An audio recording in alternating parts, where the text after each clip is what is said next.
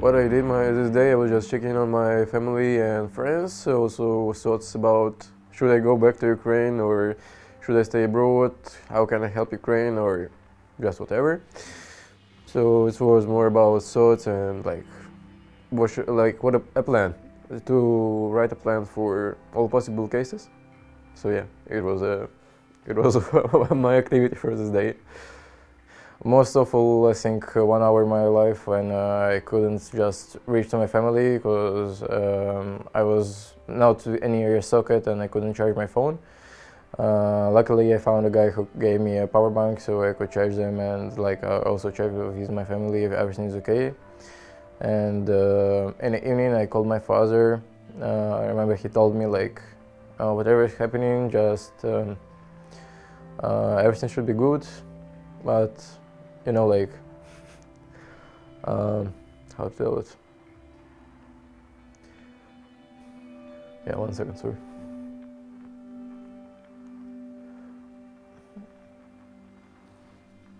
Can we stop for a second? Sure. Thank you.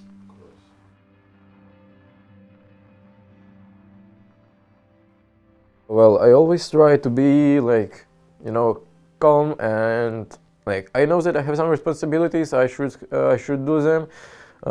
So yeah, it just was one more responsibility that like I think like that I should be responsible. Like and I should do it. Like I must do it. I must help Ukraine. So it not really influenced my study. Of course, it was a bit harder, but still I passed everything. So yeah, it was okay. There were a lot of pros and cons of going to front line. So actually, the one and only thing I think I would not go to front line right now is that my family, because I like need to take care of them, and like it would be like very hard for my family if I go back to Ukraine, because you know like they helped me to get here to get my studies to like. And if I go back to Ukraine, it will be like they would not really understand it. They would understand it, but it would not be really respectful from my side to what they did to me.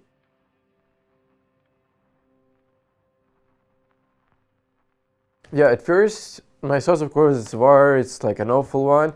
But then, after speaking with some soldiers, like friends I have on front lines, I realized it's not, yeah, of course it's awful, it's war, but now we have a final chance to get independent from Russia, so we'll have no connections with them, so we can finally show Russia that we are independent and we will end this story forever.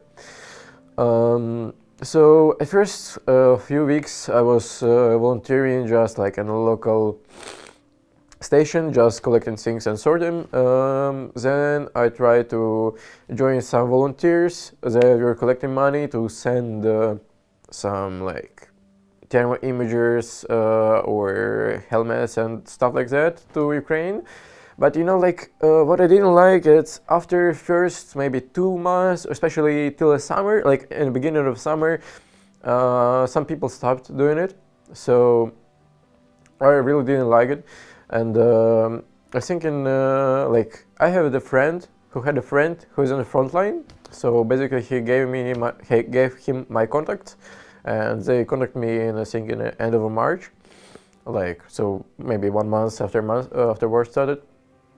And they just after that they regularly texted me like, okay, we need tactical belts, plate carriers, helmets, whatever they need. We try to get it and send it as fast as possible to our front line.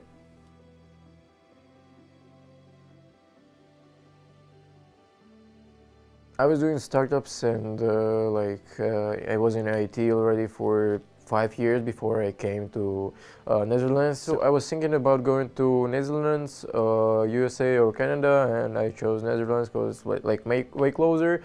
Like it's more like European style, and like Ukraine is also a European style, so it's kind of like easier to adapt here. And yeah, I know that education is much better here than in some universities in Ukraine. So, so I wanted to get a degree here for sure. So I was not sure about like my life after getting bachelor's. I still have one year and a half almost. So yeah, I was thinking about doing masters or after that coming back to Ukraine. So yeah, I didn't have like a really strict or defined plan when I came here, only to get my bachelor's at least. Now it's hard to talk about future because you never know what will happen tomorrow, and yeah, I know that after my studies, after a war ends, first day a war ends and it's possible to get to Ukraine, of course I'll go to Ukraine. That's the only thing I know for now, because it's very hard to plan the future.